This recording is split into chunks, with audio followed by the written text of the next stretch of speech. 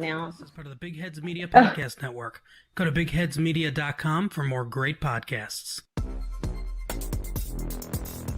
Welcome to Dig on America, where we speak truth to power. Every week, we give you the dig on how American history, policies, and media created the social and political issues we face today.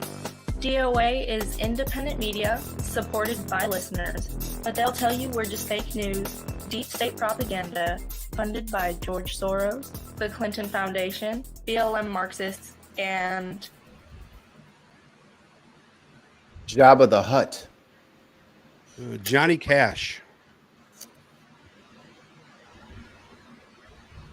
Anna. Elon Musk. Leon. Oh, Leon.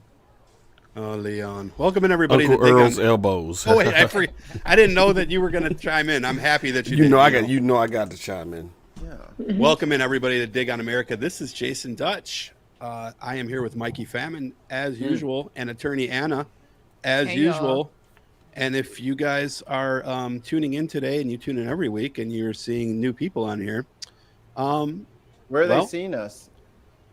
yeah, where are you seeing these new people? I don't even. What are you talking about, new people? I don't see anyone new. Are they?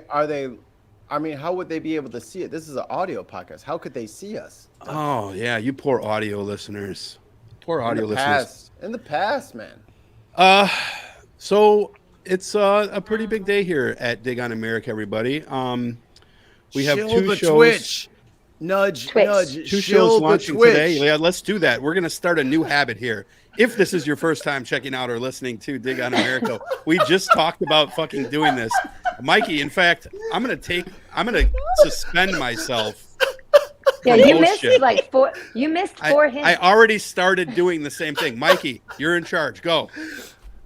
If you guys are just listening like a couple of dinosaurs, then turn that smartphone, go to your app store, go to Twitch, download the app, follow your favorite podcast, Dig on America, or just go to any of our social media and we'll have a link for you there. But look for the Twitch. Catch it live. Be in the audience, the live studio audience. Yeah, it's Wednesday night. Enjoy us then on the Twitch. band kicks in. Twitch.tv/Dig on America. You can also subscribe on YouTube at Dig on America. You can check us out on Twitter at Dig on America.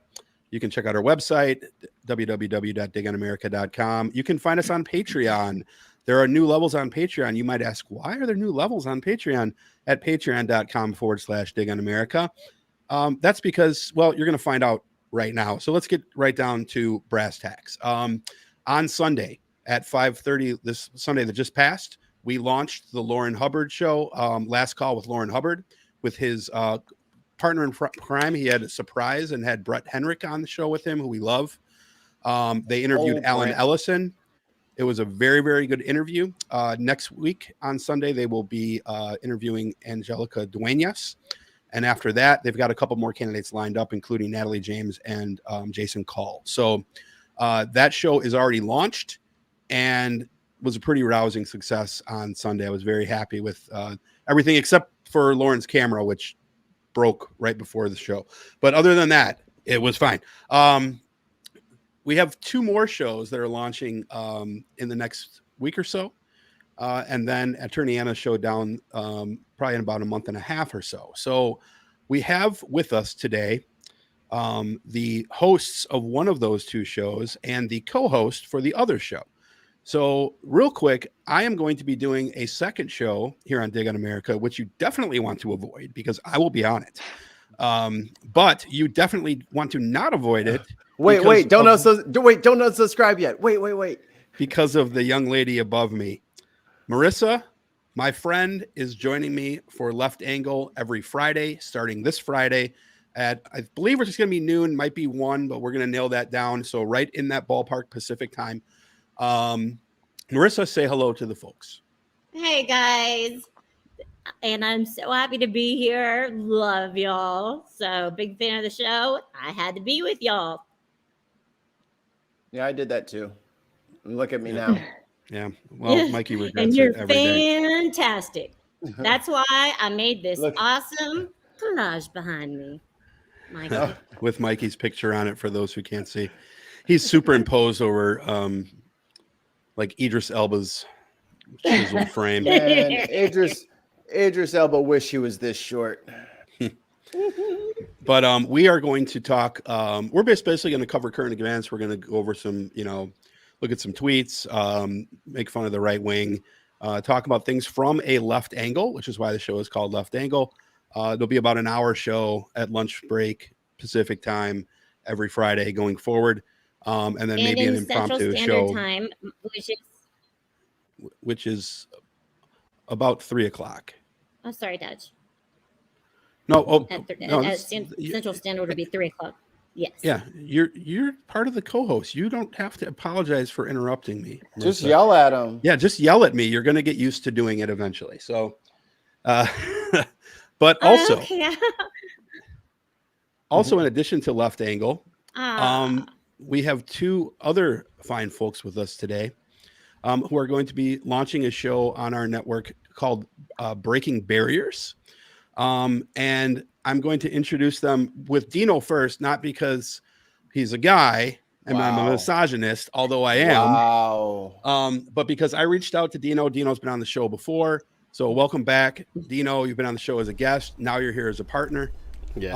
And we'll have you pull in the person who you selected as being your co-host on that show. So we'll just take a second, if you would, and talk about with the folks what you're going to be doing here on Dig on America and who you're going to be doing it with. Breaking Barriers. My co-host is Kimberly Kay Scott, an amazing woman who I met on Twitter Spaces. In one of the Twitter Spaces that I was doing on racial divisions in America. Breaking Barriers is all about breaking down the divisions that divide us in this country. The things, racial barriers, socioeconomic, sexual orientation, the things that divide us through honest, open conversation, sometimes with people who make your skin crawl, people who you have to strain to listen to. But only through communication do we feel that we can break down barriers. So I'm coming at things from one angle, and Kimberly Kay Scott, if she can come in now, how it happens through television magic. I don't know how it goes. I only saw Dino talking, so I was like, I don't want to interrupt, and it's like back and forth. But I'm super excited. Tell us about yourself, Kim. Yeah, I was like, I'll just start talking. We'll just go with that. So I'm excited. Like Dino said, I met him on Twitter Spaces. The Breaking Barriers show was his idea. He started that, and I'm super excited to bring this show together. We actually share a lot of opinions, so we in ourselves will not probably be so polarizing, but we do agree that the hard conversations have to happen. We have to get uncomfortable, and we have to be comfortable with being uncomfortable. So we're going to be kind of bringing that kind of to you every week at this point. And I feel super honored. I was in a Twitter space that he had called Breaking Barriers, and I just got to be a speaker. I felt really unprepared, but that one experience taught me that there are people that want to hear you, no matter what levels you are on your journey of education about socioeconomics, race issues that's gone on in this country, this globe. So Dino really taught me that any voice matters, even if you're learning, even if you do have the information, but maybe it's wrong sometimes. So yeah, we hope to really show that people can have the conversations that are hard, be uncomfortable, but at the end of the day, really start to grow and go on that journey, as we really have started to realize a lot of people are waking up as much as a lot of people are going back to sleep.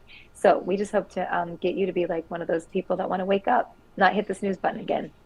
Exactly. The beauty is we don't claim to be experts, and we don't want to be experts, is that we want to talk. We want to learn from one another. Let's take this journey together, and let's explore together and share open and honest opinions. And I want to hear from people who don't agree with us. And only through that do we understand what the other side is thinking, what they're talking about, how they feel, and we can find commonalities in our differences.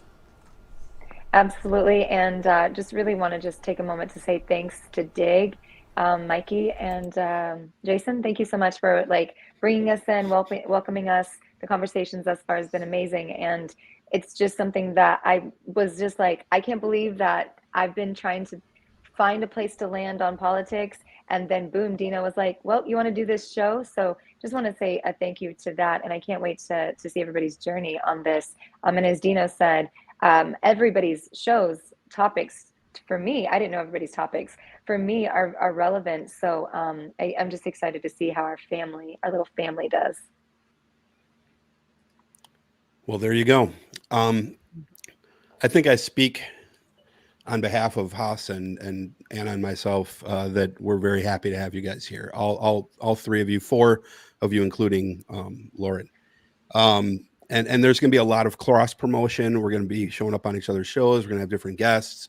Lauren's and this show, which is going to kind of be called probably DOA Late Night or something like that at this point going forward, just to differentiate us. It's going to pretty much stay the same. You're going to see a lot more private content. You're going to see stuff behind a paywall, guys. So we've been doing this for free for 4 years. You're going to start seeing stuff behind a paywall. So it's going to happen. But you're going to pay what you owe, right? You're going to pay. You're going to pay. You going to pay what you owe. Like what is it? More so much. Like Mordo says, the bill comes due. So for those of you who aren't in a financial position to support but want content, rob somebody on the street. Somebody and do it. I mean, this particular show will always be free. This late night show, but outside of that, we're gonna start doing some other things. So we're looking into a lot of different avenues. Kimberly turned me on today something called Circle, which I never heard of before. But that might be something that we can look at too. So we don't know what it's going to be. We're open to any input or suggestions that you guys might have, because what we want to do is we want to build this community like we have been doing. We have a great community of about 30, 40 people. We want that to be 300, 400, 500 people. And it's not about money. It's about community. But at the same time, with bringing on this many people, we're going to have financial burdens now. So, we need to find a way to strap in that cash, and it can't all just be us going into our pockets all the time. We have just another quick note. We are tightening our relationship with TYT. Jessica Burbank from the Young Turks, who is one of their awesome co-hosts, is going to be co-hosting our show with us next week. And next week we are going to, and by the way, Jessica Burbank is like an up and coming rising star. Like she is pretty sensational. So we're looking forward to having her on. We're going to keep fucking around with Ravana and with Jackson as well. We love those guys. But next week on this show, we got to have Ravana back because she's getting mad at us. But next week on this show, not only will we have Jessica Burbank on for the whole hour, and we're going to talk a little bit about the history of the CIA and American intervention overseas as the dig. We're going to have the Democratic nominee for Arkansas governor, Chris Jones, on the show. So he is not only the candidate, but he's a fucking physicist. So we are going to have shit tons of nerd fun next week. We're going to let our nerd flags fly high for the first hour next week. So, and that's where Arkansas is my place that I was raised the second part of my life. So I'm really looking forward to that, and have followed him for quite a while. So it's exciting to see that journey. And the last thing I'll say before we turn it over to Mikey and Anna here, just kind of let them talk for a sec, is Kimberly is like, we had a conversation. I called Kimberly. So it's something you got to get used to. I talk a lot, right? So Kimberly makes me look like an amateur when it comes to talking a lot. I called Kimberly on the phone and I was like, hey, you got 5-10 minutes? I got to go over some shit with you. 2 hours later. She's like super tired, right? I could hear in her voice. She was sick. She had family over. Everybody had I don't know if it was COVID or something. Yeah. And we started talking about autism for a second because she's autistic and I have an autistic son. I'm probably autistic too. But I have a nonverbal autistic son. And we started talking about that. And like 10-15 minutes later, I'm like, you got to go. And she's like, well, yeah, but I got to talk about this. And then she said something. And 5 hours later, we got off the phone. Right. And I was like, we've literally talked for 5 hours. So that's my new sister over there. And last thing I'm going to say is this. I'm going to remove, look, this should be Dig on America. This right.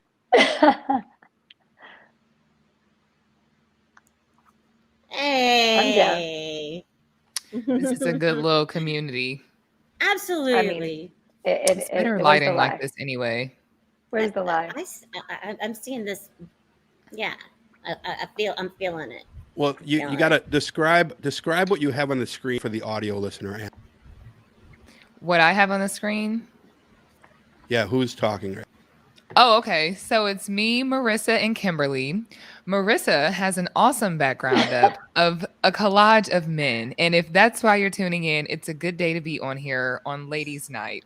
So if we just go from her top left, I'm not sure who that is. It's Mikey Flavor made the Flav. Who is it? Oh, Flavor Flav. Flavor Flav. I only see the Oh, clock. man. I did not. We didn't know even that get was him. But if you move wow. over to the right, one box, Mikey's there. Now, I'm not sure how Mikey made the cut, but nonetheless, he is in the collage of handsome men. And who am I to argue with the collage? Hey, to the right let of her that, pick her own people. how you just gonna pop in? Like what? Okay, so to the right, we have the very handsome chocolate Idris Elba. Below him, we have Michael B. Jordan. This is really a good day to tune in, y'all. If y'all not watching it on Twitch, watch it on Twitch because I just feel like the audio is not doing it justice. Marisa really put this together. Get on Twitch, people. Okay, so back to it. We have Michael B. Jordan. I'm sure this is a scene from Creed. He looks great, let me just say. Lori Harvey. Oh, hells yeah. Get yourself together, sis. That's all I'm going to say about it. I mean, it's you're going to be drooling. He fine. I ain't going to lie. I don't think there's a word for what. It's not even a word for it. It's just, you just stare. He fine. Some people just, some people you just 10 out of 10. Well, yeah, he's a 10 out of 10. Yeah, he's like a 9.5 out of 10. If he was a little bit taller, I will only say that because I'm very tall. If he was a little bit taller, I would be like 10 out of 10. If he was like 6'5". You wish you was a baller too? No. Oh my God, I was missing this one too. He's an actor. That's good enough for me. He can play a baller. But we have Keanu Reeves right under with his medium length hair. And I like Keanu Reeves with hair. What about you ladies? Yeah, I'm feeling it. I think when somebody that looks like Keanu gets to that age, I love the longer hair because I think it gives them a little bit of youth, kind of a little vibe. I like the scruff.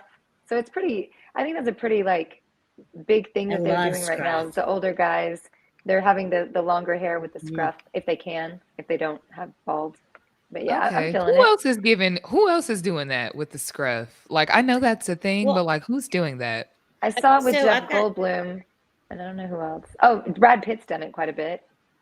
Brad Pitt. Okay. I like where this is going. All right. The Hemsworth brothers, Thor and Liam. Oh, no, they cute too. Right. Yeah. I know what you're talking about. They're cute too. You don't think they cute, Marisa? What? Look at the backdrop she has. I mean, I know. I obviously have some good taste here, honey. Yeah. Okay, listen. That wasn't even a question. Like. Wasn't even a question. That wasn't a question. Wasn't even a question. Okay, going back to the left in the middle. If you could just move your head, my good sis Marisa, so we can see Drake. And this is Drake with the shirt off. Yeah, I was that's Shamar Moore? Oh, no, that's Drake. No, it's that's Drake. But the vibes from it. Shamar Moore could have been on a collage too, honey. I ain't gonna lie. Really could. She missed him. I was like, wait. Well, I did it for a reason. She got the rock on here. Okay. Oh, was Shamar Moore gonna be in the next collage? Mm-hmm. I'll tell you my reason here. Shamar Moore's in the next because Mikey was hating on all these fine men because not only are they actors, they can sing and all this other stuff, but they're gamers. They're gamers. Who is the guy that's under Drake right there? I didn't see him behind. For those who don't know who just said this is sexist, that is me. I typed that. No, I was joking. I knew it was you, but I was like, I know he's not saying this right now. I knew it was you because I saw that LinkedIn profile picture. Okay. So I the think other dude. Who's up below Drake? The other one? Okay, so below Drake. Man, I can't even see. Okay. Oh, I did put Kevin Hart on purpose. Oh, that's Kevin Hart. Oh, Yeah, Dej, you on because mute. he said he's like, You've been on mute the whole time. Here's what I'm going to request you guys do. I keep muting myself. We play a game on here with some guests. We're going to play this game probably with Dino later, and but you guys can play yours right now. It's called Prank One, Marry One, Snap One. So what we do is you'll prank call one, you'll marry one, and you have to snap one away. Now, snap, not kill, snap away like Thanos, right? You can bring them back. Terms of service. So, why don't you guys, as a consensus, maybe, I want a snap, a prank, and a marry, but for you guys have to agree. We'll throw an extra wrinkle in there. But what's the prank? Like, what is the prank? You can use prank as proxy for that. You can use prank as proxy for the F word or prank as phone call, whichever you choose to use it as. We don't care. Prank is open to interpretation. I'm out of here. Prank one, marry one. Open to interpretation. Okay, who's getting the prank call from y'all? I mean, you really, really sold me on Michael B. Jordan right there. So it's hard to look anywhere else right now. He's the only one that's oiled up. I don't know that that's fair because no one else has on baby oil. I know it's not fair. I just, Mikey was hating on Michael B. Jordan, on Kevin Hart, on Drake last week, and he was on in Idris. I mean, being gamers and actors. Idris is on there. Oh, game over. Girl, Idris is at the top. That's the first person on top. It's cut off on mine. So if Idris is there, that's it. I'm not. Idris. I don't know. It was real quick that I was trying to put that in. As a, and figure it out real quick.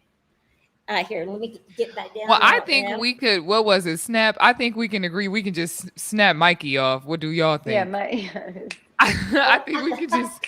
That's a consensus. All right. So marry one. I'm gonna marry The Rock. I don't know about y'all.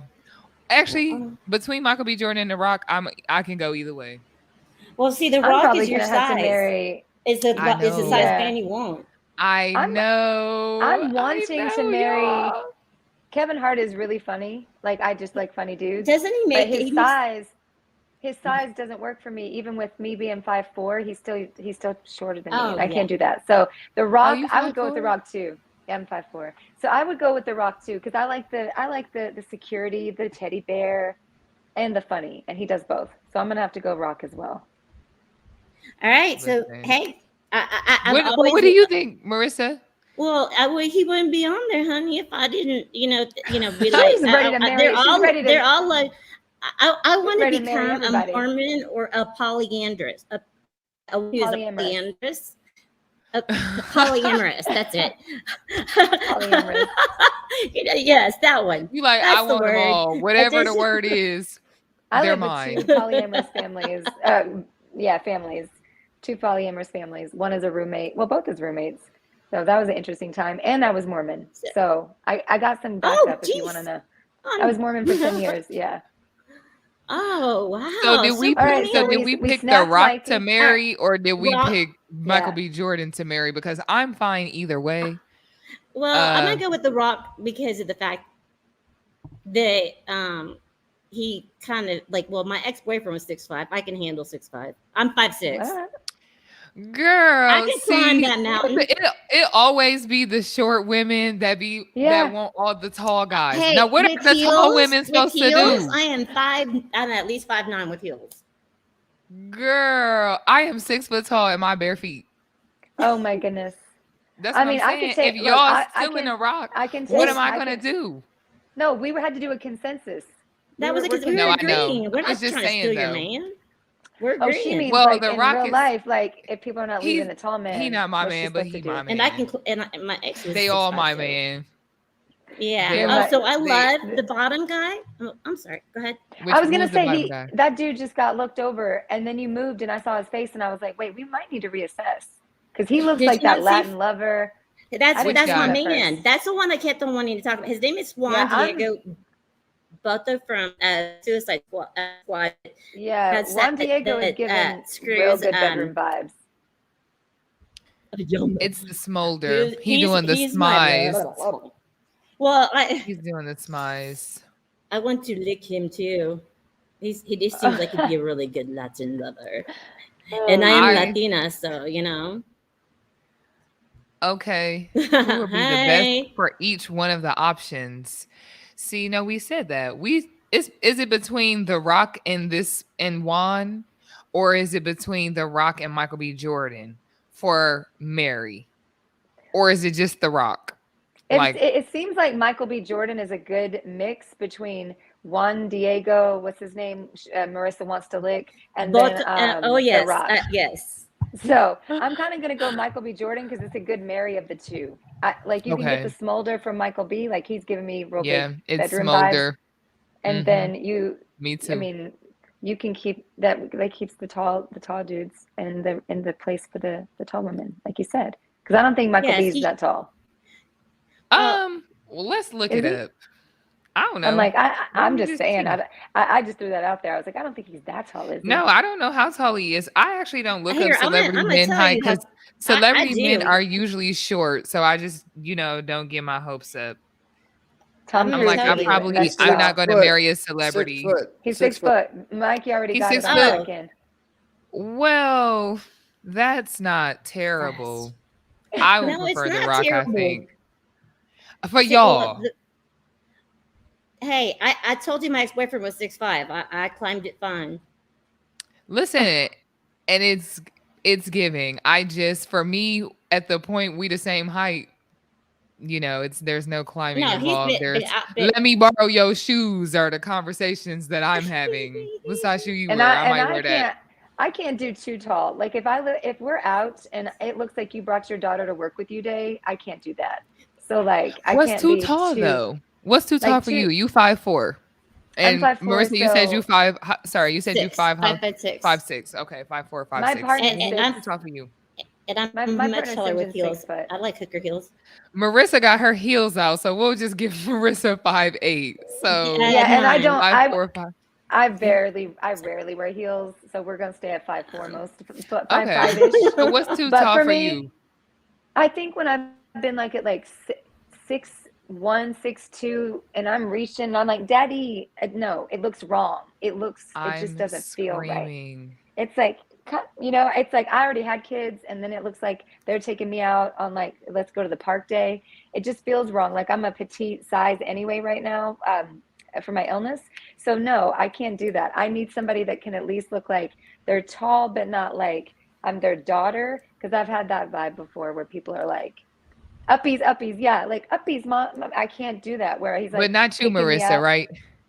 Marisa said she gonna ride the ride. She's on. Hey, you know what? I mean, if it's all good under the hood. I'm weak, y'all. I'm really actually weak. Look at these guys. Is your mama listening? Look at these guys. By the way? I hope she is. These guys in the chat are all telling you how tall they are. Oh, I didn't even see y'all in the chat. Okay, let me go to the chat. Let's talk about who's in the chat. How do I? Okay, Gregory Chemist, you're not in the wrong channel. You're in the exactly right place. A nice size. In fact, Gregory Chemist, you should be watching us on Twitch, and the Twitch link is supplied. Gregory, you are right where you're supposed to be. Real quick, Kim. Be on this one and go on Twitch. Click on where it says comments on the right-hand side of your screen. Okay, who else is in here? Gregory 6'1". Gregory. Marisa has noted that she is up to climb trees. Okay, Gregory, you might have to send in a pic. 6'1". Well, I think that she said you would do. Kimberly. You'll do. JD for USA. JD, you don't have a profile pic, bro. We gotta. Yeah, we gotta see something. We don't know. You might get snapped. We don't know what's going on. I'm on my phone, so I don't think it's the chat shows up for me right now. There's no button over there, so I'm missing out on the comments. But TJ, see, for me it's hard, but to figure it out because it's new for me. Being that this is my very first day to be on the podcast, which I'm super excited about. And by the way, kind of like Kimberly and Dino met. That's actually how I met Dutch, was through a Twitter space, and we got along really well. And that's how, and then we continued to have our conversation, and, I mean, we agree on a lot of things. I don't agree on some things, but for the most part, it's about just loving one another and, doing the right thing. True. Feeling it. But would Dutch get snapped though? We already did Mikey. Would Dutch get snapped? Yes or no? 3 seconds. Oh, I think we're going to make a choice. I thought you're not watching this on Twitch. Log on to Twitch, please. Please. There were no words. There weren't any words. Yes, definitely, guys. There weren't any words. Women, I think there's some chicks on here too. I was Wayne Maker, nobody should agree with Dutch. Listen, no, you can only pick one. It's prank, marry, snap. Seeing as how he's already married, snap, prank. It's giving snap. Sorry, Dutch. Okay. I thought we already snapped Mikey. This should be a segment. I like this. We should just, every week, we should get a collage. Well, that Mikey got snapped first. That wasn't even a hard question. Yeah, that wasn't hard. We snapped him. Look at the collage. Look at the collage. Mikey, you got on a hoodie. You don't have no baby oil or nothing. I did cut off his wife, by the way, and she is beautiful. I just wanted to, I mean, you should have left the wife. We wanted to make it relevant to the Dig on America, and we had to include 100. Someone from Dig on America. Yes. But next time, though, we don't have to include anybody from here. We can just include the people we want to include. That's right. And then we can get to the real tea. And also, Twitch people, YouTube people, feel free to send in submissions. See if you'll get snapped. You never know. See if you might get married on this show. We never know. It's the late night show. I'm single. She's single. She's already started. She's single, child, and she, what'd you say, 5'9"? 5'9" with her heels on. With my heels on. 5'9" with her heels on, and but it really don't matter because she's ready to climb the trees, all the trees, all of them. Listen, ride the rides, climb the trees. So I don't think we ever, ladies, came to a consensus. So we gotta just go rock. We decided rock. We decided rock for the prank though. But for the prank, because it was within whatever we could do, right? We could interpret totally it. Was Flavor Flav. Oh, we did give it to the prank. That's right. Marissa's right. We did give the prank to someone else. Okay. Who did we give it to? Wasn't it Flavor Flav? Flavor Flav. Well, in my interpretation, Flavor Flav never passed my lips. Flavor Flav. Dude, okay, that was such a. You know what? It never crossed my mind. You promised. Dino, I got to keep it respectful and not get any sexual harassment. And we work together, so I can't comment on that. But I don't necessarily work with you, so I mean Florida, but I think you're a hottie. Okay. I want to go over to Georgia and lay on that back thing you have. There's a lot going on this show, child. I didn't know where we were going. There was a lot to go and unpack right now. Okay. You cannot comment. You can't bring yourself in. Gino said, what about... If you're not watching this on Twitch, you're really missing out. And I did escape. Right now, I'm in Mexico. I escaped. I am a hardcore Texan, and this is one of the main reasons that I'm a third generation Texan. I'm Mexican American, and so I absolutely hate what's going on in Texas, and I'm a fighter. I'm a 100% fighter for Beto. For the Black, brown, Asian, trans, LGBTQ plus. I am such an activist for people of all. It doesn't matter of whoever you are, who you were born to be, and you know what? Fuck the goddamn media. You know what? Screw all them. They don't know shit. I'm here because I I was listening to something on MSNBC, and this bitch pissed me off from Florida, saying that, oh yes, all Latinos are fucking going, Republican. Fuck that noise. You know what? That's my shit. And I just want to say that I want to have real talk with you guys and with Dutch. And because he knows this. He's basically an encyclopedia of knowledge. And I just want to give you guys just something that I want to reach out. But yes, I am in Mexico, because if something for fuck's sake happens, I don't know, and fucking tiny hand Trump, what I don't even want to call him what his name is. He was never my president, but anyway, the X. Now you're seeing why I selected her, because I don't have to say shit. Right? All I have to do on Left Angle is all I have to do is pick is I'm gonna have to pull up an article or a tweet, right? I have ADHD, by the way. I'm gonna read it, and then I'm just gonna shut up, and that'll be enough. That just made me want to have just a puff, man. Woo! Yeah, so, no, that's the thing is, I'm not a Democrat because I am Mexican. I am because of everything that has gone on.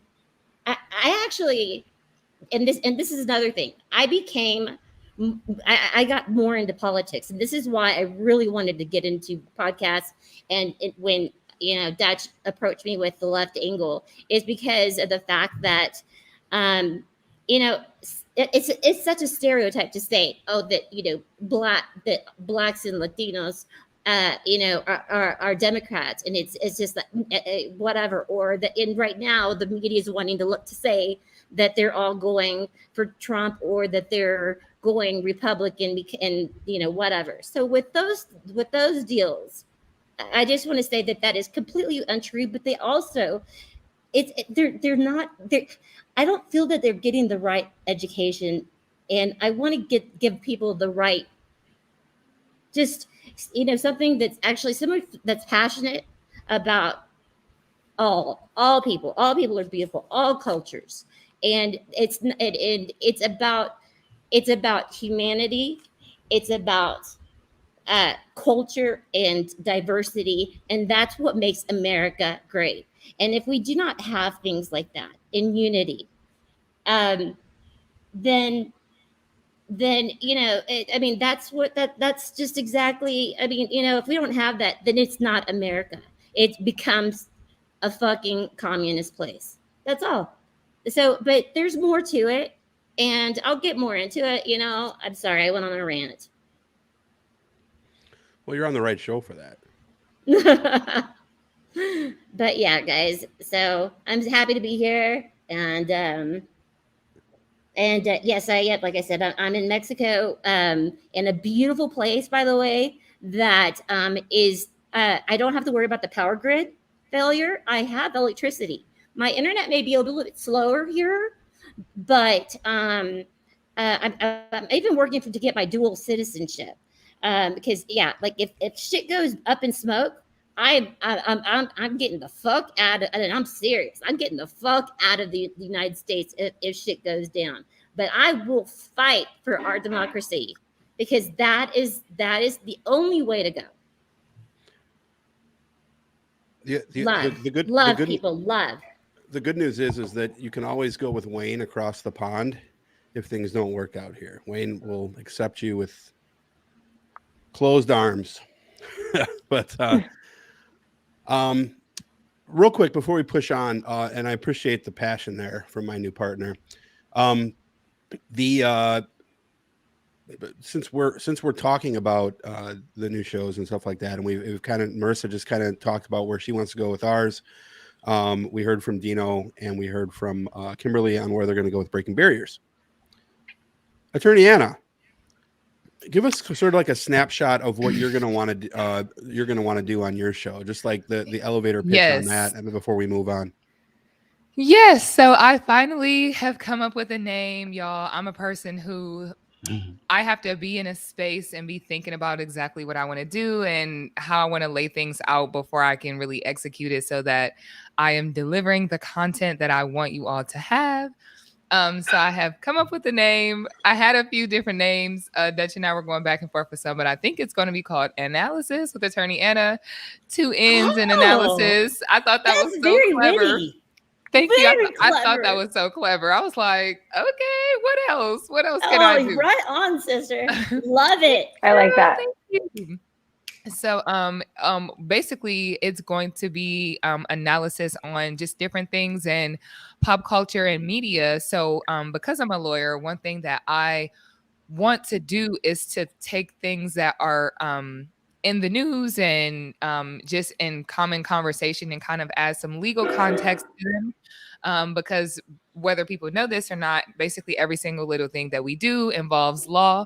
And sometimes I find that people just want to hear from lawyers about certain topics that maybe they wouldn't otherwise know about. Like, I know there was a lot of commentary about the Amber Heard Johnny Depp situation because that was like in a courtroom, but there's other things that people want to know about. For example, like this Elon Musk Twitter deal, like what's going on with that. So I have friends that are attorneys that do mergers and acquisitions, and they can probably explain some of that stuff. There's other stuff in the news like copyright issues. Like, I don't know if you all remember when Lil Nas X had came out with those Nike devil shoes or shoes. A lot of that stuff was actually copyright law and things like that. Talking about record deals, talking about 360 deals, even talking about things that on a day-to-day basis, like is there a standard board of authority for jewelers and can they be held accountable, and what is going on in the jewelry industry, or different things that I want to talk about that involve law.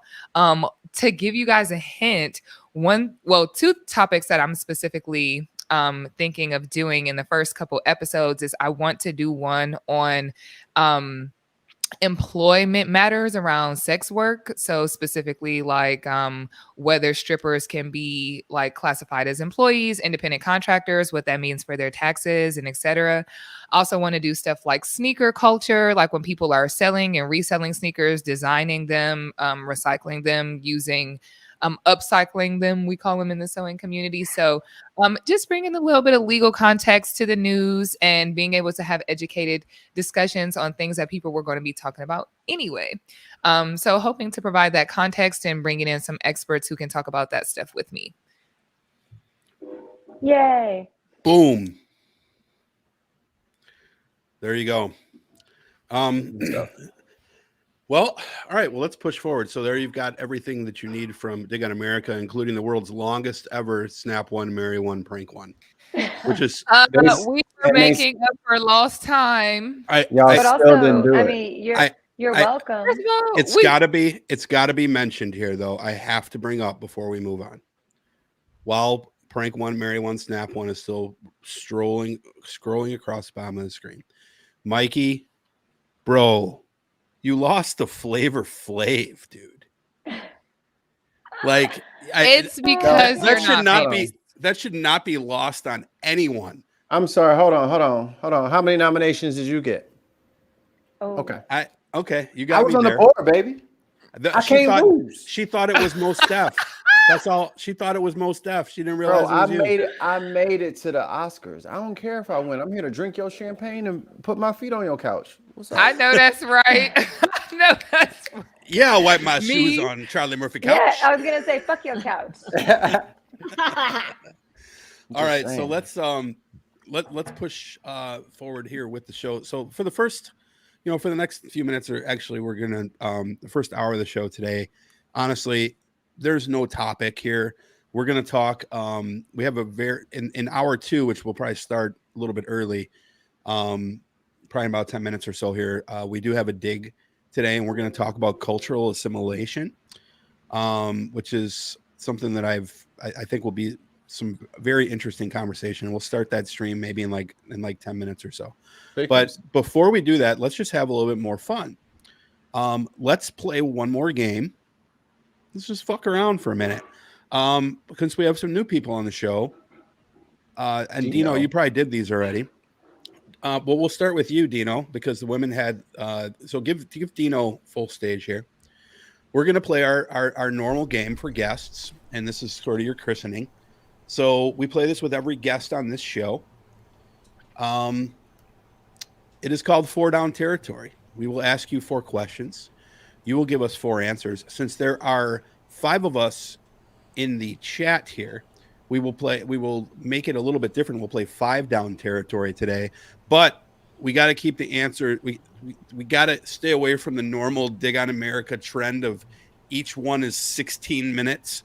So we're going to cap them to about a minute each to try to roll through this because it's going to end up being 15 questions. So 5 for Dino. I will go first.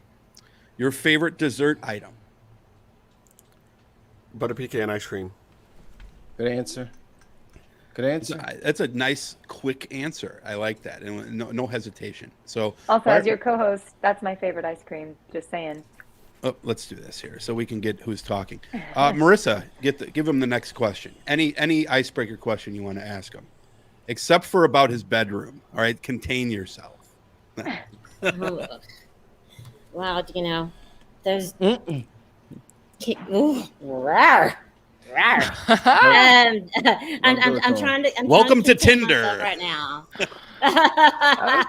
I could swipe right. She said that's your co-host. That ain't my co-host.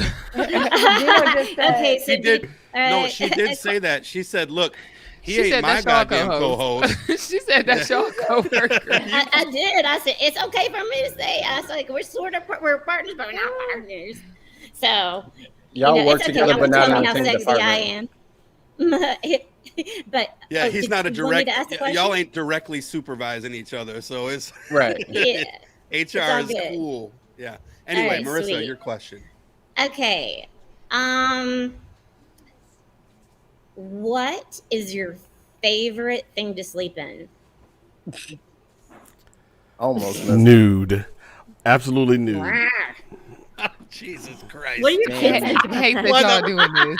Why are you doing this? You're supposed to lie and say like Tonka truck pajamas or something. Oh, you see the type of French woman that silk. She's gonna run. Oh, God. It's only a 46-hour run from Mexico to Georgia. Okay, what's the most amount of money you ever spent on alcohol? Don't drink alcohol. Never have. Wow. Wait, hold on. Really? So you haven't even bought it at the store for a friend? You didn't buy it. You have never bought a woman a drink. Oh, buy someone else drink. Okay, so that's. But you never drank the drink with the woman that you bought a drink for. You was like, oh, here, girl, here go this drink. I got my water in the back. She's right. I get some cranberry juice and I'm golden. The answer to the question then has to be, what's the most you ever spent on a drink for another woman, for a woman? Probably like $200 for a bottle of Cristal or something. You bought a bottle of Cristal and didn't have any? No. That's a lie. We don't believe it. That's a lie. There's no way. She said, objection, Your Honor. And never. I believe you. I was fronting in the club. See, here's the thing. I was in the club. I'm like, I got that bottle. Don't worry about it. And I was fronting. And I was like, man, I can't believe I spent all that money on that. Right. And you didn't even drink any? So you cheat. Nah. That makes you not sexy. No. I'm not. I bought the bottle. I bought the bottle. Do with that? Why did I waste that money? You just said right afterwards. It was a waste of money. I heard you. But you didn't have any, like, not even you don't even want to know what $200 bottle of alcohol tastes like. You bought it. Nah, not even curious. And spent $200 on a bottle of Cristal. Why you just didn't get her some Tito's and tell her have a nice day? Cause she was ordering it anyway. So I'm like, oh, don't worry about it. I got it.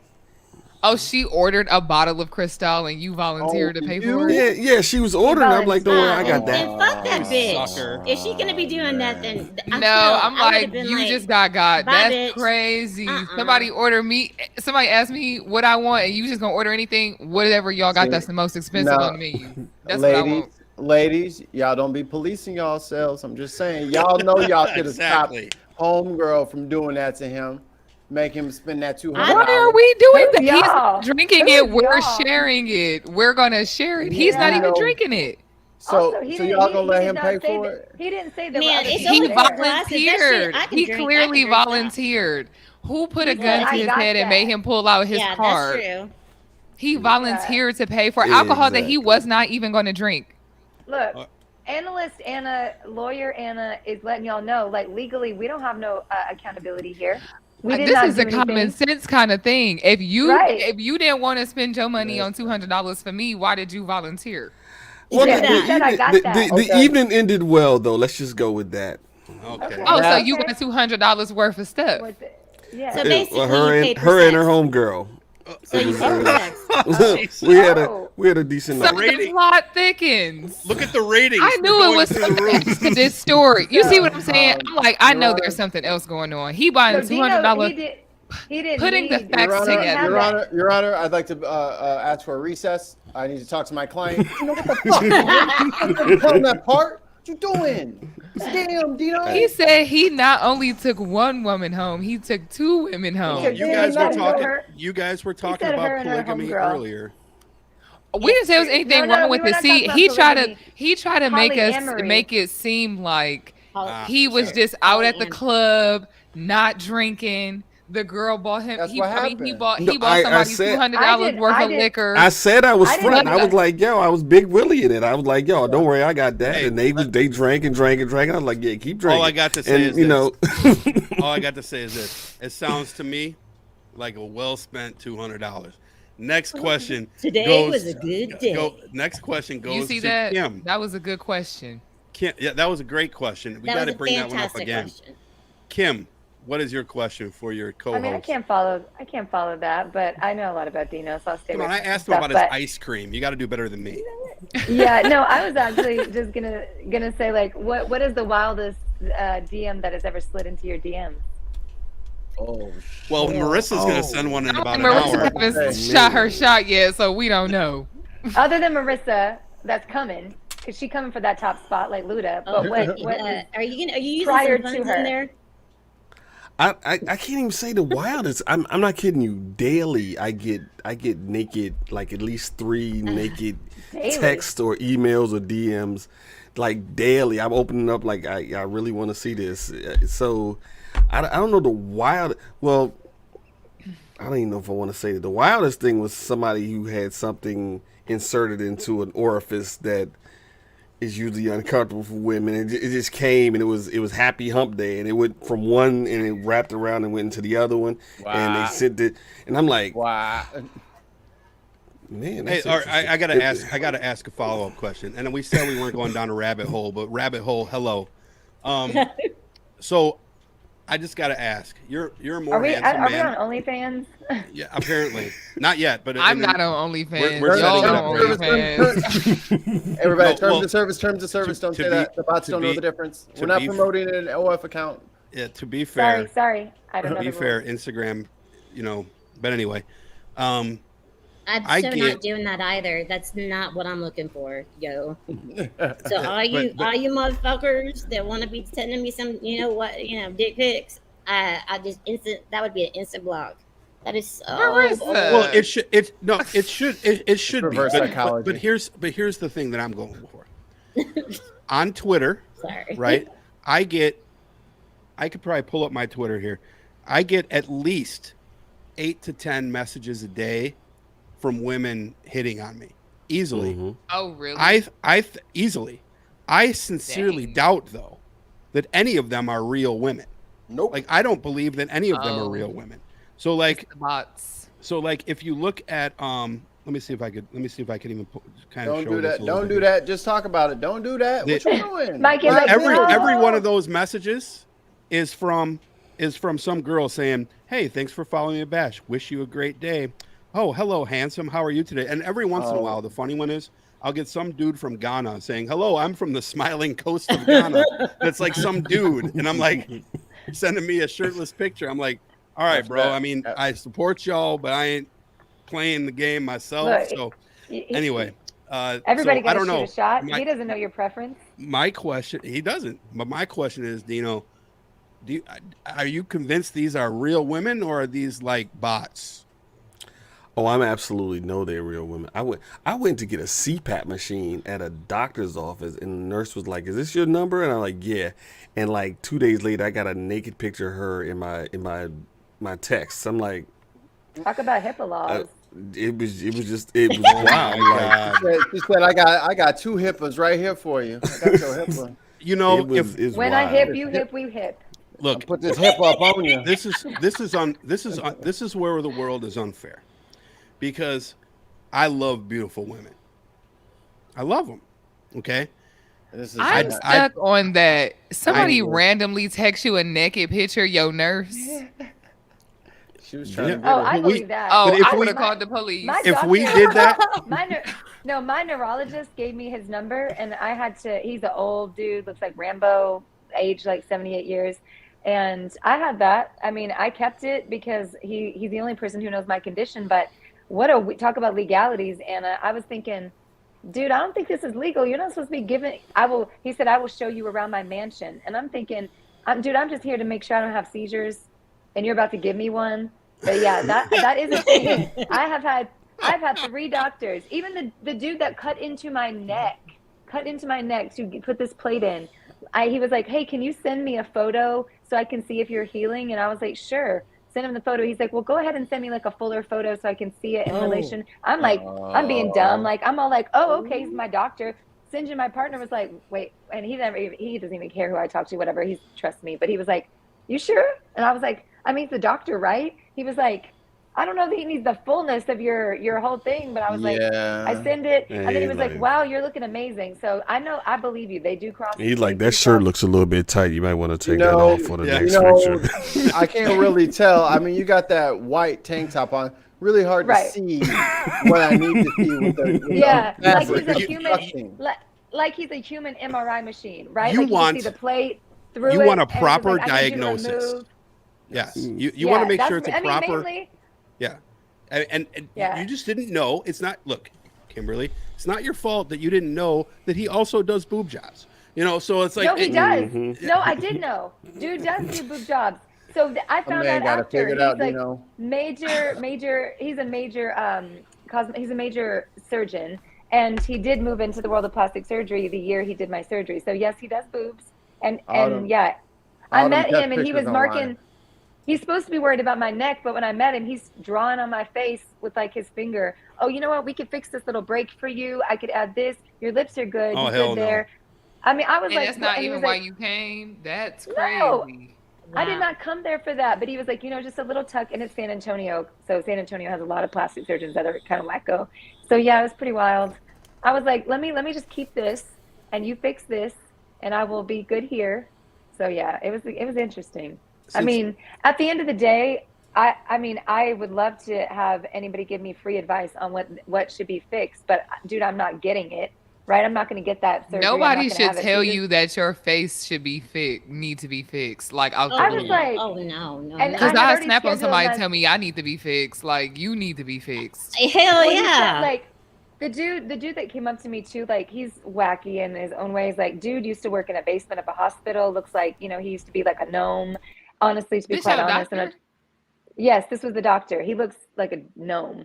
And now he has this long hair. And it's a whole long story. I know him because I worked at a medical magazine, and he was on the cover of the magazine. But dude was like this, like he was putting his leg out for headshots. Like he was all like, and I was like, I don't think that's okay. I had to crop in the photo because he was all like weird. But he's a top ranked doctor, and I wanted the best for my neck, so I just dealt with the rest of it.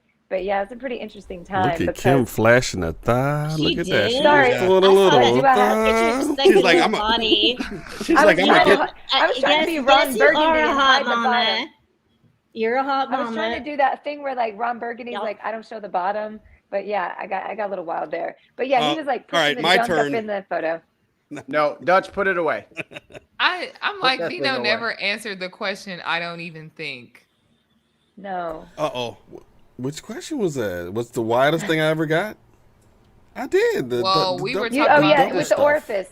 He said with the orifice. The double stuff. Oh, yeah. Sorry. All right. That's what you said? You said that? Double It's the stuff. double Okay, stuff. who's next? Who's next? Let's move All right, on. we'll just go to Kim next. So I was the one since that asked. she was since she took the last question.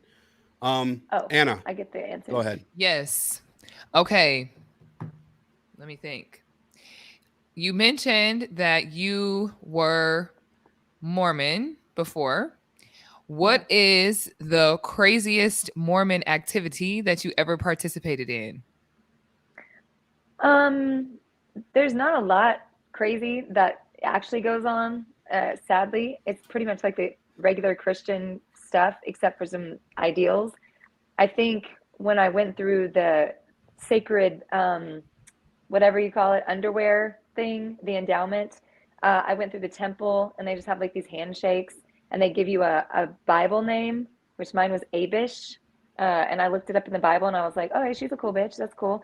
But yeah, and I was like, everybody else gets something like Sarah, Emma, but I actually had like a random one. So yeah, that was probably the craziest, because it's pretty much like, I mean, I grew up Baptist. It wasn't too much different other than just the stories. I mean, the stories are crazy enough. Like, you know, Joseph Smith, this dude creating a new church when probably he was like a little kid on mushrooms and shit, maybe had brain encephalitis or something and thought he saw God, but or just wanted to, you know, build a church for marrying more women. I don't really know, but I mean, it was kind of a boring church. I mean, other than the repetition of things and the guilt put on, there wasn't anything exciting or weird. It was just sort of like bland and a little wacko. But if I was to give you an answer, if I was like in like the fundamentalist Mormon, the FLDS, that would be crazy. What I've witnessed in that has been wild. So men trying to bring me into that one. So fundamentalist Mormon is where you believe in, you can marry 12, 13, 14-year-olds and they start having babies for you immediately. Ew. So when I was 17, someone had approached me. Ironically, my mom had already married somebody like that at 15, and she went out to Utah, and I found this out later in life. When I decided to become Mormon, she was like, are you sure? Because I had this man marry me to marry more wives. And I was like, what the fuck?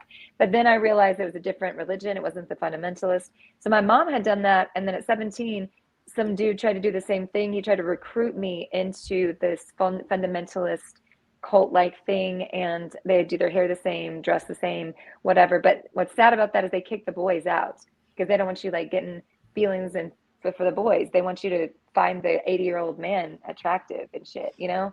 So Mormonism wasn't too exciting, nothing crazy, but the handshakes are interesting. You know, it's like their own little gang signs, I guess, in there. Like you have to shake a hand to get through the veil. That's pretty much it, but it wasn't exciting. So they do all this in the Republican Party right now at the CPAC events. Hey, right. The fundamentalists got their own documentary. I just watched it. It was wild. We watched it too. Yeah, you should definitely look into Warren Jeffs and that whole family. It's very interesting. I know. I've seen some stuff on that guy before. Oddly, he's tamer than some other these evangelicals these days. But anyway, who went so far? Anna and I missed who? Dino, right? Okay, so Anna went. Only Anna went. Yet. Okay, Dino, you're up. I'll ask you, as a singer internationally, what is your most exciting experience you had performing? My most exciting one. So, I had a lot of ones. I was a jazz singer for a little bit. So, let's see. I guess when I was a jazz singer and I was at the same place as Usher. And that was my crush. I had a full-on fucking panic attack. It was a club called DV8, and I went on early in the night, like around 6, 7. And I had like the whole like Jessica Rabbit kind of outfit on. It was jazz. My hair was all done and red lipstick. But I was definitely like, and they said something like Usher's here or something, and I was like, and I've never had a panic attack like that. And I was like, and I couldn't remember the starting lyrics, and dude was not watching me at all, I'm sure. But that was the most exciting time because I got to meet him, and he was actually shorter than I thought, actually, but fine as fuck. And then, and I remember just feeling like I think the beginning, yeah. So we talked about the singer thing. So I was in Utah, and I was Mormon though during that time. So like I'm wearing like, you know, really long sleeves and the long thing and the high neck, but I'm at a club. So kind of a weird dichotomy going on because I'm being hit on. I didn't drink alcohol either, Dino. And I mean, it was a good time because that one was, I think that night was when the documentary crew or whoever was doing Usher's videos shot a video for me. And then it kind of went super big over in Japan because of my look, something with my eyeliner or something. So that was probably the most exciting thing that I've ever had. Yeah, it was the eyeliner. That's exactly what it was. Well, it's not because you're beautiful and intelligent, well, I meant, or that you have a beautiful voice. Like the style. There was like a style thing about it. But I will say, if I had to say wildest, it just popped in my head. Sorry, I'll go very fast. The wildest, most fun, exhilarating time was like a compilation of how I got into singing. So my daddy, he's my step adopted dad. Not biological, but he used to go to these honky tonks and bars. Like we used to go with them all over Mississippi. And my dad would hustle. He would beat people with his toes and pool. He would have us beat people in pool. He used to hustle all these people. But one of his like gigs was he would put me, who knew a lot of country at the time. I was like super country, white trash kind of vibe. And he put me on the stage. He would just put me up on the stage and I would just sing for all these people and they'd give me all this money. So wow. I just really got used to doing that. I didn't think that was weird. I didn't know that you didn't go at like 5, 7, 8 to the honky tonk and just stand and sing on stages. I thought everybody did that. So that was a really good time and good memories with that. I never got any appropriate behaviors. My dad was so fucking protective. So that was a really fun time. And I met so many different people. So if I had to do the real, like organic Kim, I would say that one. But if it had to be celebrity oriented, magical, I would say meeting Usher. And, you know, just having that video go weirdly viral in Japan, of all places. Wow. Okay, cool. I love it. Let's see here. Who do I want to select as the next victim? I'm going to go with, I'm going with you because you spoke up. Marisa. It's because I don't shut up. I'm sorry. Hey, you know, I wanted to just first of all say that in Twitch, on our Twitch channel, GW Chemist did say, by the way, he was complimenting you, Kimberly, on your space today. He said he enjoyed it, that it was really awesome. It was cool. And so just in case you didn't catch that, I just wanted to bring it to your attention. But, you know, we all know you're awesome. GW Chemist. Yeah, that was awesome. Thank you so much. Yeah, welcome we did a space welcome today to the for stream. Creators. Thank you so much. Thanks, GW Chemist. Yeah, so I wanted to start first with that, just to give a, holler from a girl. And then did you also say that you were also, aside from being with, being Mormon with, I already forgot the kids' dad? Yes, the polyamorous, being polyamorous as well. Polyandry. You were you were at that time. So how did that go? No, I wasn't polyamorous. You weren't. Okay. Yeah, I lived with, but I did. So I did a stint for a summer. I call it I glam it up. I make it look prettier. So I did a eat, pray, love summer. That's my way of basic bitching what I did.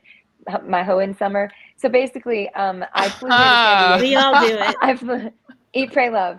If you have it, I didn't really have like one night stands or whatever. I got married young, and then I got married to a famous musician after that. So after that divorce, I went over to Eddie Vedder, by the way, for those wondering. No. Just kidding. I was like, don't have it coming at me. Some people are going to be like, oh, I bet it's Eminem's wife because her name's Kimberly Scott and she's blonde. I'm not Eminem's ex-wife. Oh, what? Why didn't I figure that out? I didn't even think that.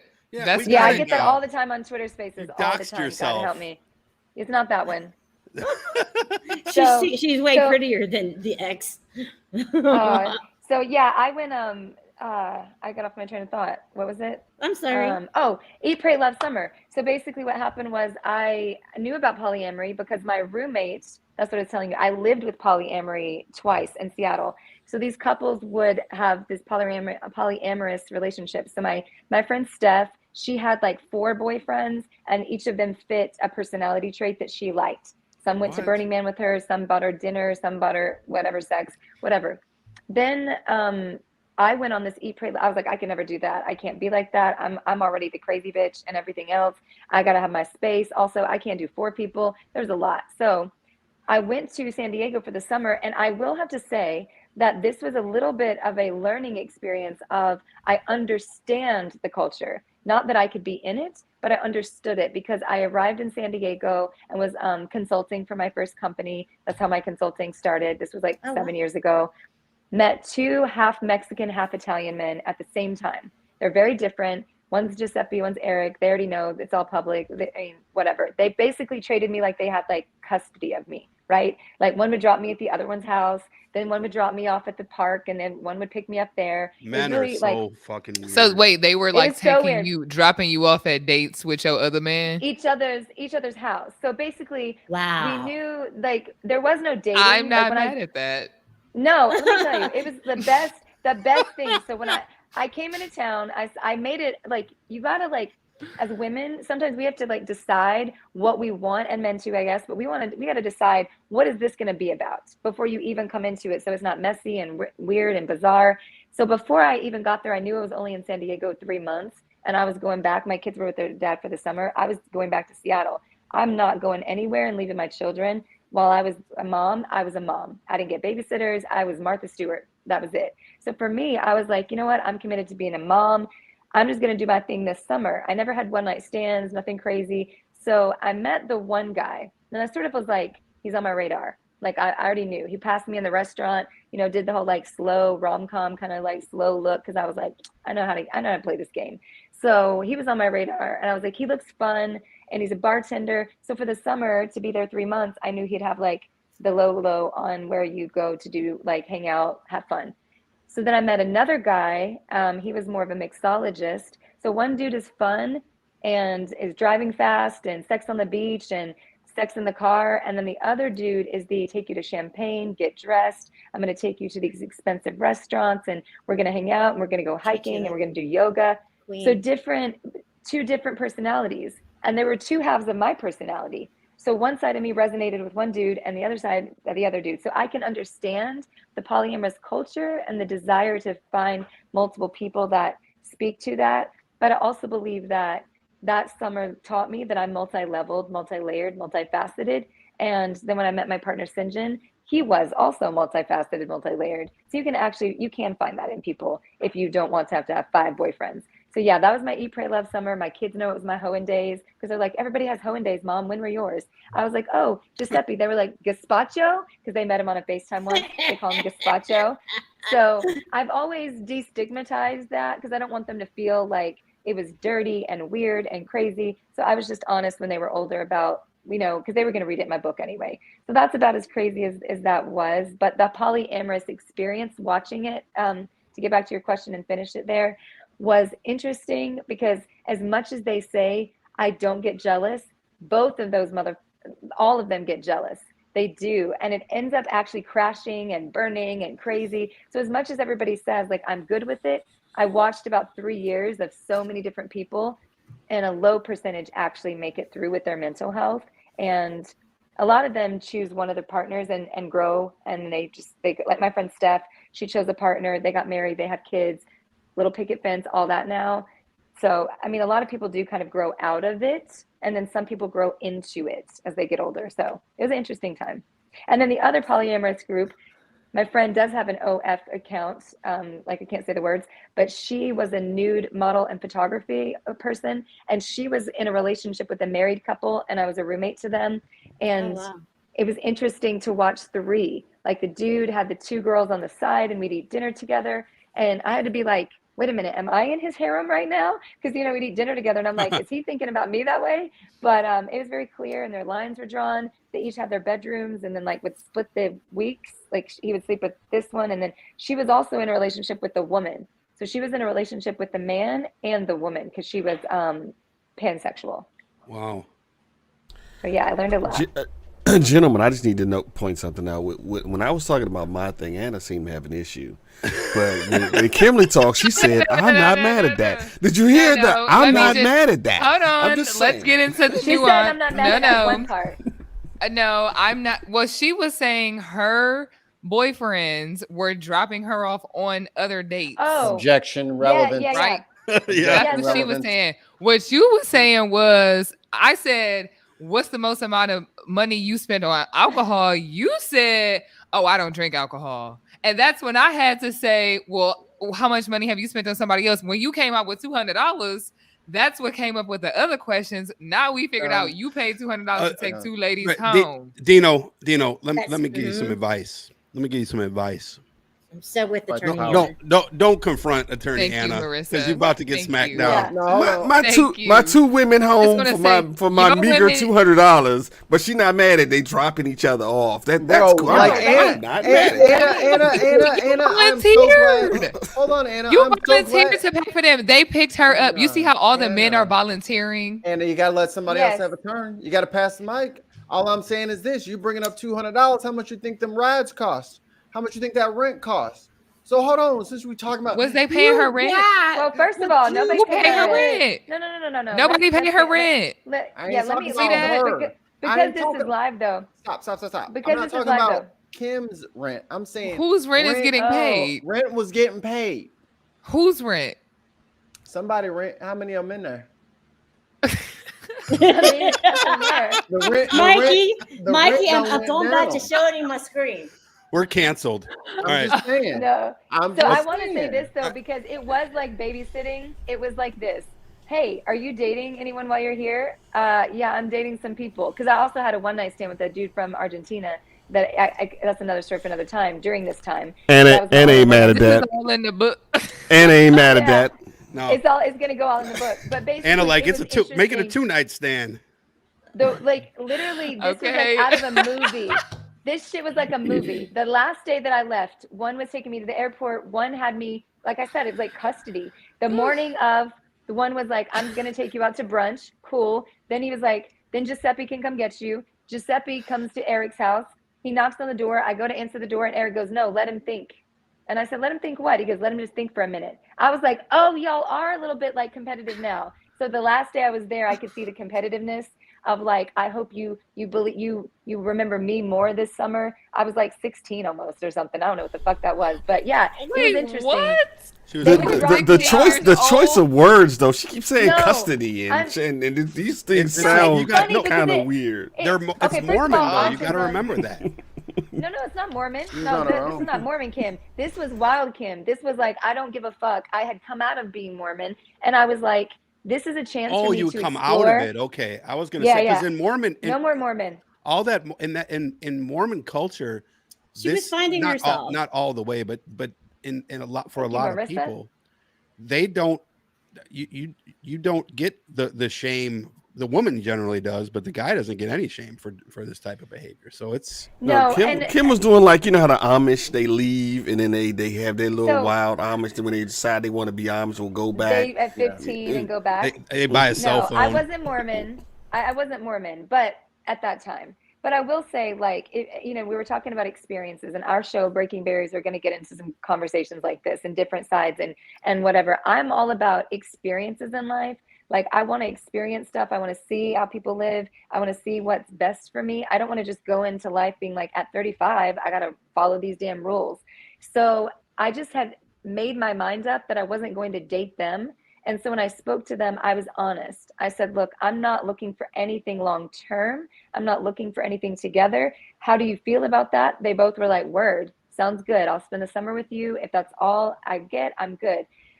But I will tell you this, even saying that to both of those men and then staying with them all summer, and both of them knew it was kind of an unspoken thing, like, don't ask, don't tell. I mean, obviously, I know you're probably sleeping with dude over here, and then the next half of the summer here. But what happened was when I left, I did not think that those feelings that they had would follow, because I'm autistic, in my mind. I think that when I say something, you heard me, we're in good, we made an understanding, you're not following that, it's not changing, but it did change. So that's why I think polyamory can get pretty tricky, is that you can set these rules, and they say you set the rules and you're all good. But I set these rules with these dudes, and both of them pretty hard. One is my friend now, he lives here, he's married.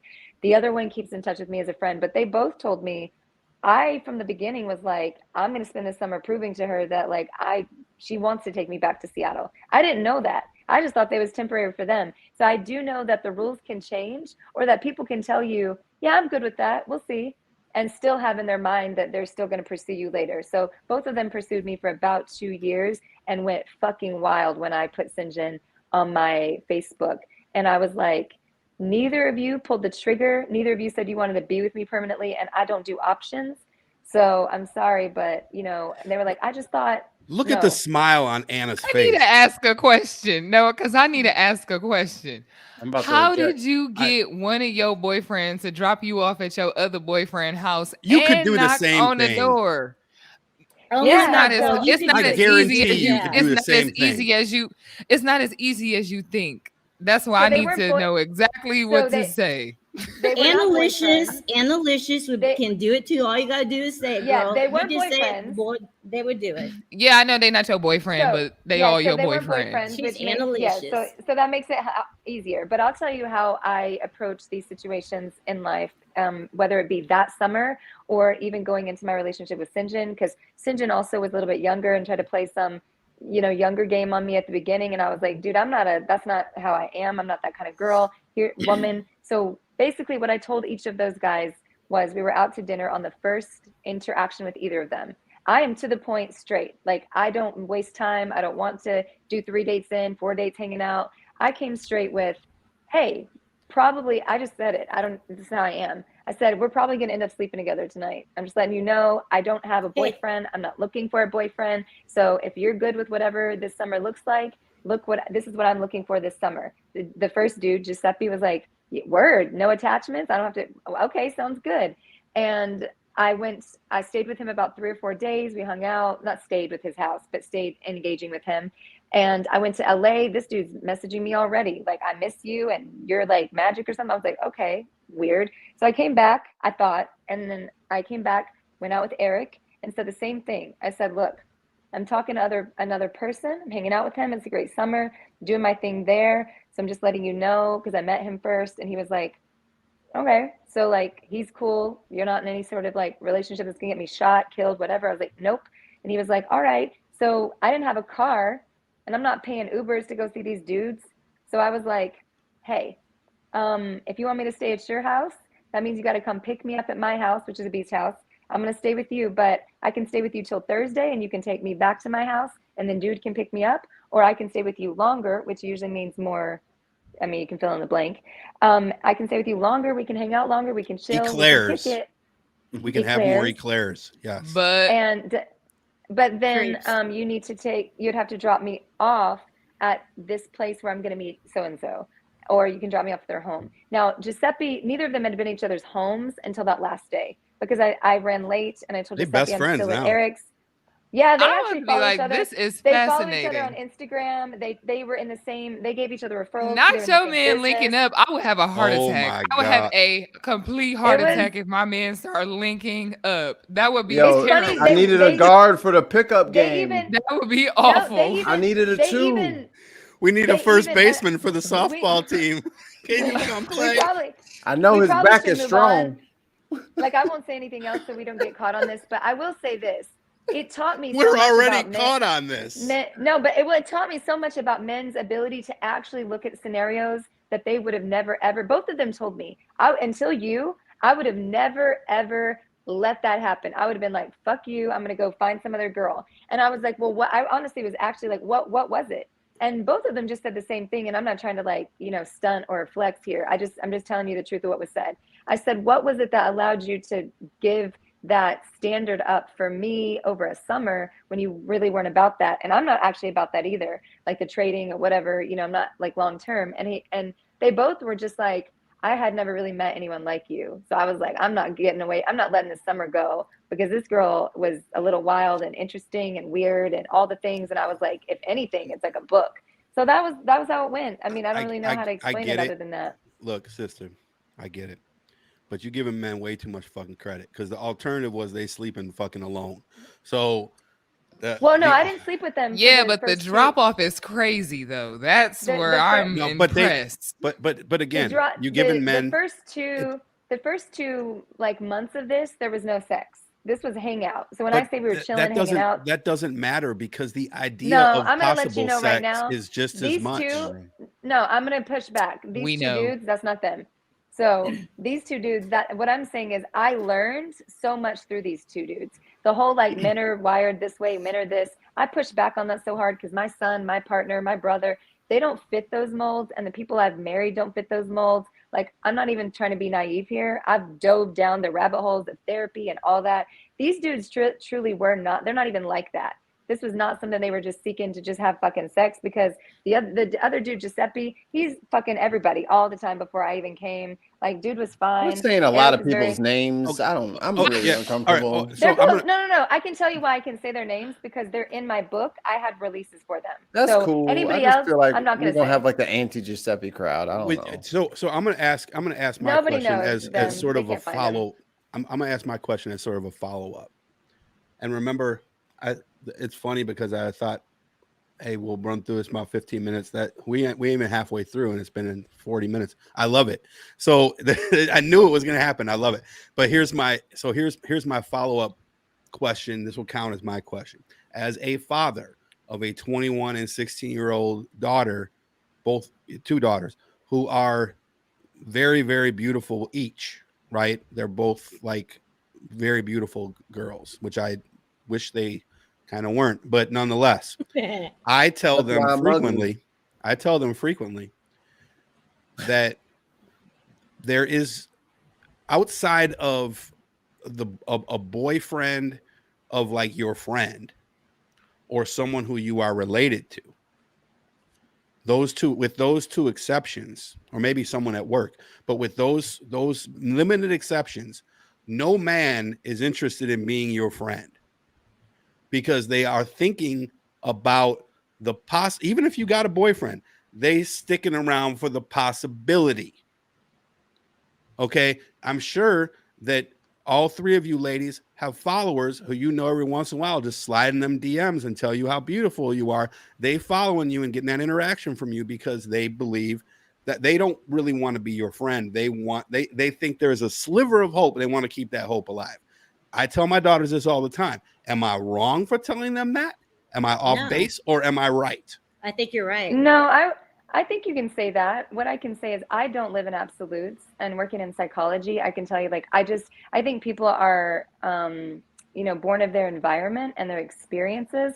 And if you would have asked me that, when I was in my 20s and my 30s, then yeah, I might have agreed that all men, or, all men, all women type conversations. But working in so many case studies and things that I do now, and having my own experiences, and literally being friends with these people past that experience. I just went to the one dude's, wedding. His wife knows everything about all of my life. It's in the book. It's out there. Talk about it. The other dude, his mom and I are still like best friends. He's like literally giving St. John tips all the time on our car. And there's nothing weird there. They genuinely wanted a friend. I wasn't even like their type when we met. It was like, she's weird. She's like interesting. I was just hanging out.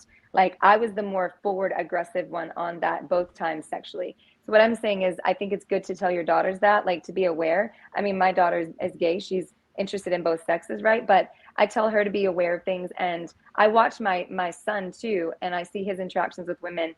And so I have that ability to watch, and just watching that tells me that not everybody, so I'm going to have a caveat and just say, you're not wrong. And I think you should prepare your children all the time for what's ultimately in there. But I'm not ever going to be, that's probably where we will not agree. I will never be the all men, or you have to look at everybody suspiciously like that, because I don't believe that.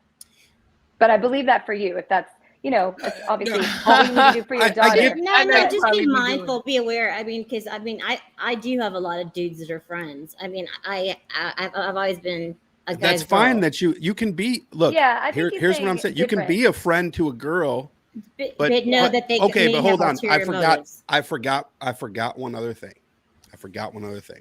There is another man who can be your friend. One who is not attracted to you. Your dad. Well, your dad would count as a relative, right? So like I singled that out previously.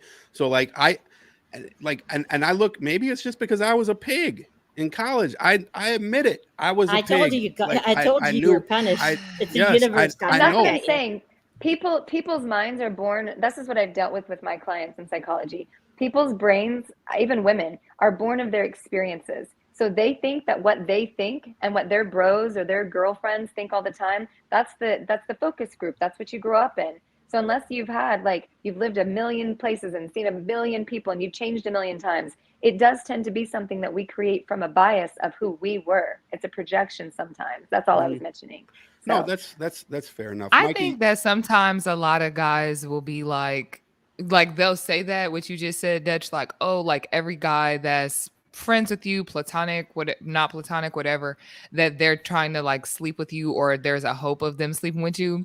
But when women say that, y'all be like, everybody is not trying to sleep with you. I cannot believe you would just think that I'm not trying to be your friend. I don't even want to have sex with you. That's the lie. Okay, we know it's a lie, but I'm just trying to figure out why lie. But no, why lie? Is that what you want to hear? That is the lie. No, I know it's a lie. I'm just, why are you lying? You didn't have to say anything. We can clear this up right now. I'm friends with Dino. I'm friends with Jason. I've talked to you, Jason. I've talked to Dino at length. I do not get a vibe from Dino that he's trying to sleep with me. Right? So I don't know about that. I believe that people. There it is. I'm just saying. I was expecting to get a waiver there, but see, like that's why I said you have look. Dino, poor Dino catching strays. He's been on mute the last 5 minutes. One of my criteria was women who you were in a workplace setting with, right? Like this is technically a workplace. So like do I not believe that all 3 of you women are beautiful? Of course, that's clearly obvious. But I met my partner in my workplace. But I am and I met in our workplace. Yes, and there's no rules. Like that's what I'm saying. You're saying for you. We should always say for me. I didn't say an exclusive because I know that at men can be friendly with women at work, but you're not. But a guy at work is not going to be like, oh, let me come and talk about your feelings with you off time. I mean, it's again. I've had a ton of men at my job do that. I have to put an asterisk on this because I am talking about from the perspective of a young guy, like 16 to 25 years old, because that's the age that my kids are, right? So as a 47-year-old guy, if I saw that Anna or Kimberly or Marisa had some sort of trauma, I could reach out to them with totally legitimate intentions of wanting to make sure that a human being is okay. But I also am not a 23, 25, 27-year-old guy where,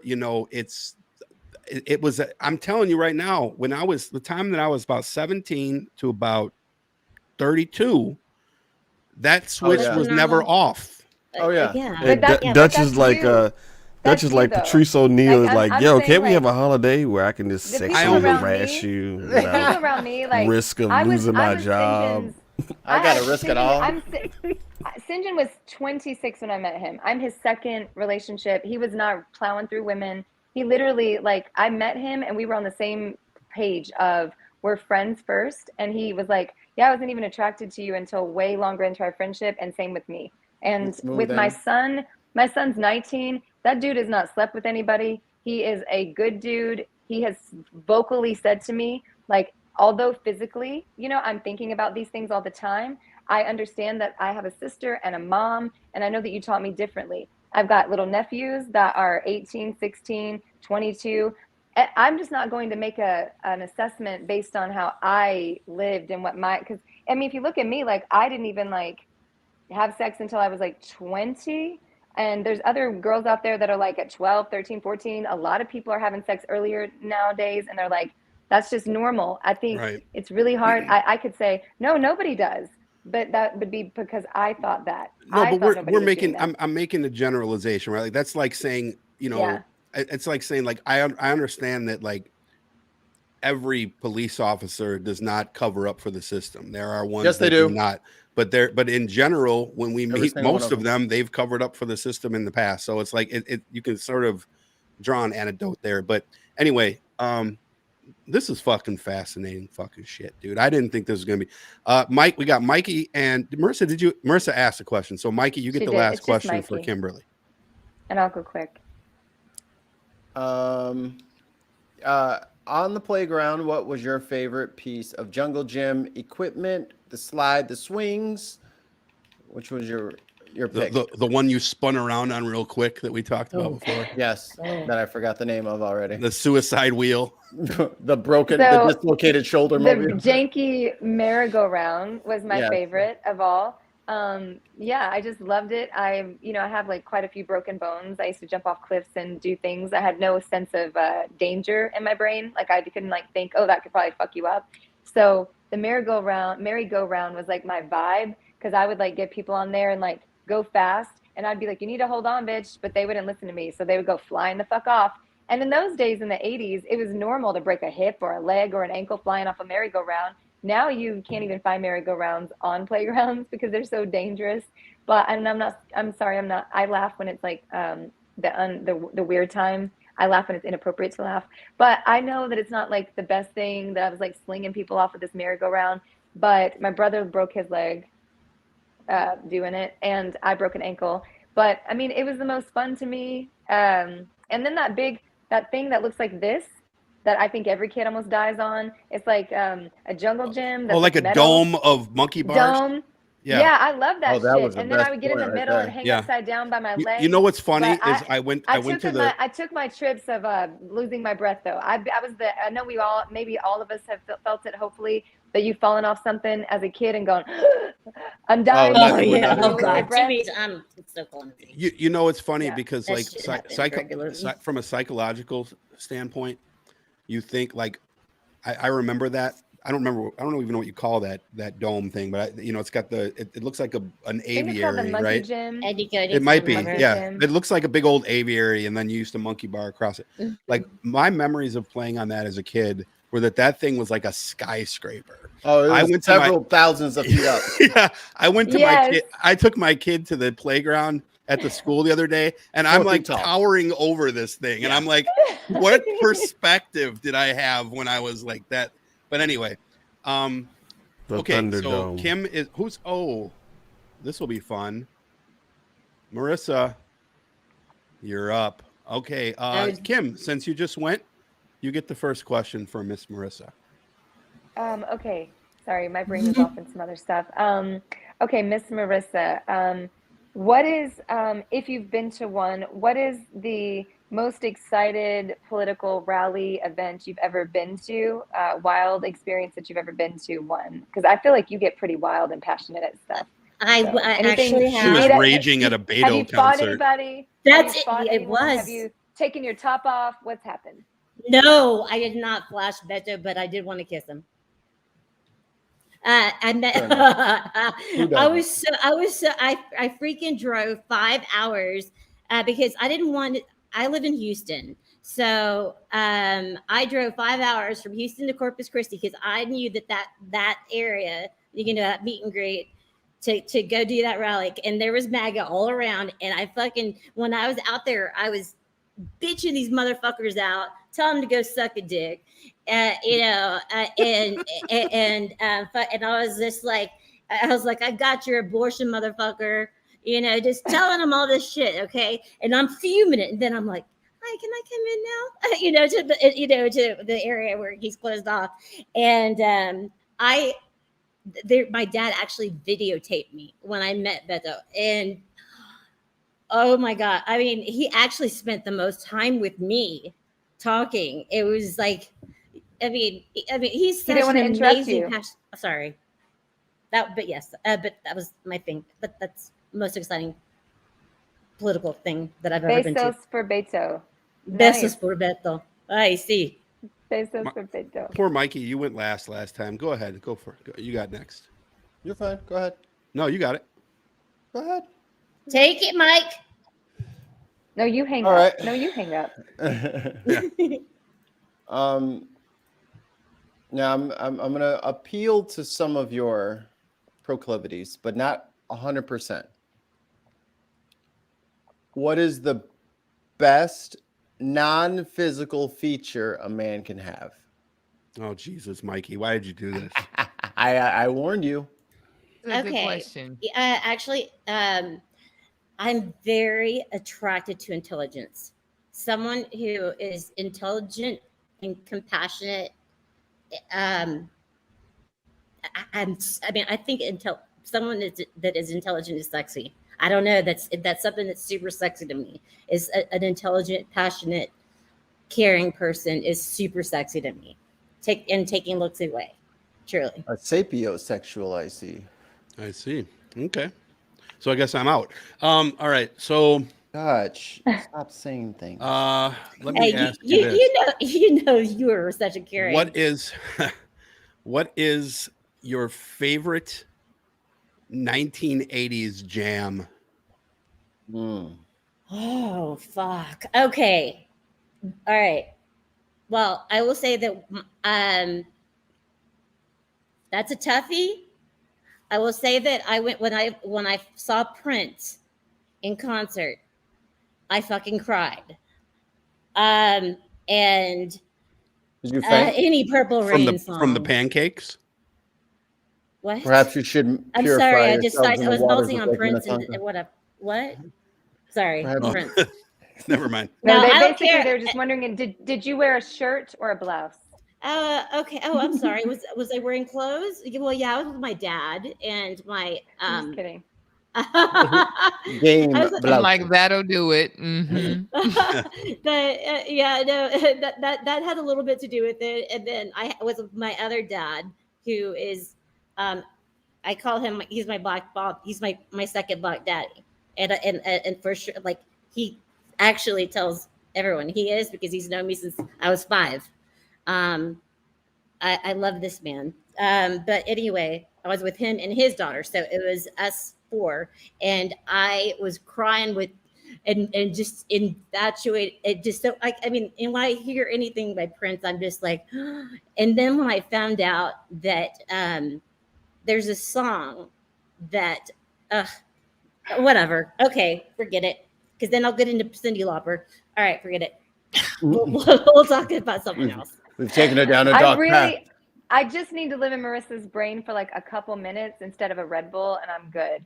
Like, I love how she said, you know what, just because then there's Cyndi Lauper, and then there's also like, you know, a pineapple, and then 65 years, and then purple. She was about to go down what was Casey Kasem's list. And that is our top 10. We'll let Attorney Anna play the caboose here. So she gets to end it off. Dino, your question for Marisa. What's your favorite meal of the day? Are you talking and about? Don't say Michael B. Jordan. But he's a snack. That's a snack. That is a snack. You opened the door to that one. Yeah. Nom nom nom nom. I know how to make content. What can I say? Okay. Yeah. Okay. So, which one is it, and what would you eat for that meal? I'm saying. Hella specific. Yeah. So breakfast, lunch, or dinner, and what food? Oh fuck! All right, give me a fat, thick steak. A fat steak. Juicy one. A thick steak. Even what's your favorite meal of the day? I'm sorry. I mean, I'll eat it. That's lunch and dinner or breakfast. I will eat a juicy steak. Give me a fat, juicy thick. Steak. I promise you, at the left angle, I will not be talking so sexual and bullshit. You are a liar. Okay, well, I throw a little few things out there. I mean, I am definitely not a saint. I mean, she said this is for ratings. She said it's for ratings. She's trying to pop up that Twitch subscriber. She's she setting the bar. Subscribe to the Patreon. She's setting the bar too high. Twitch, YouTube, TikTok. Come on, babies. We're gonna have some fun. But yeah. So we're gonna have some politics. We're gonna laugh, and we're gonna get pissed, and we're gonna fucking just be real. And we're gonna have steak. And some thick, juicy Anna, steak. you get to end it out. Yes. Okay. My question is, how many bags is the most amount of bags that you've ever checked at the airport? Oh, fuck that noise. I pay extra all the time. Me too. I always I pay extra. Oh, all right. You know, I think you can already tell. I mean, okay. Checked to Well, so on purpose now, I always go, because I never know what I'm going to wear, except for when I came here, but I drove, so whatever. 2 huge, large, the big large ones, and they were over the 50-pound limit. So I chose whatever. So I went ahead and I do business class now because it's just less expensive that way. Plus, I get a drink while I'm waiting, and I get a couple carry-ons. Okay. So 2 carry-ons, 2 large luggage. But you didn't ask me for how long I've been. But yeah, two big Man, ones. Meanwhile, I take 1 carry-on every trip, even overseas. What is the deal? You take a carry-on overseas? Girl, what are you wearing? I have. Did you see her outfit? Yeah, she's tiny. I wear a lot of these. Oh, but yeah. I do have this way of packing that I taught 1,000 years ago, and it's laying the layers, and then you can fit like over like 80% more in your bag a certain way. And that doesn't work for the shoes. Bag. The shoes I have. Or the hair stuff, I have to, and I got big feet.